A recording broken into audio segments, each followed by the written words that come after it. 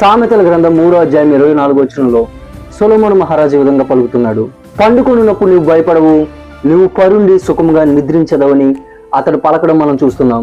ఇక్కడ మనం గమనించినట్టయితే సొలొమోను మహారాజు జ్ఞానాన్ని సంపాదించడం వల్ల మన జీవితాలు ఏ విధంగా ఉంటాయో అనేక విషయాలు తెలియజేస్తూ, మనం జ్ఞానాన్ని భద్రం చేసుకున్నప్పుడు, దాన్ని మన హృదయంలో దాచుకున్నప్పుడు మనం దేనికి భయపడనక్కర్లేదని, మన అడుగు తొట్టిల్లదని అతడు తెలియజేస్తూ, మనం దేని విషయమే చింతించాల్సిన అవసరం లేకుండా ప్రశాంతంగా నిద్రించగలుగుతామని ఆయన మనకు తెలుపుతున్నాడు. అవును, ఈరోజు జ్ఞానాన్ని సంపాదించుకోవడం ద్వారా మనం ఆశీర్వదించబడిన వారిగా ఉంటాం. అది మనం అనవసరమైన వాటిల్లో ఇరుక్కోకుండా మనల్ని కాపాడుతుంది. అది ప్రతి విషయంలో మనకు భద్రతను దయచేస్తుంది.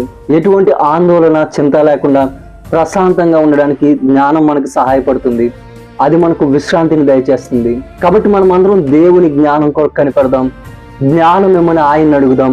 అప్పుడు దేవుడు మనకు జ్ఞానాన్ని ఇచ్చి ఆ జ్ఞానం ద్వారా మనకు శాంతిని, సమాధానాన్ని దయచేస్తాడు.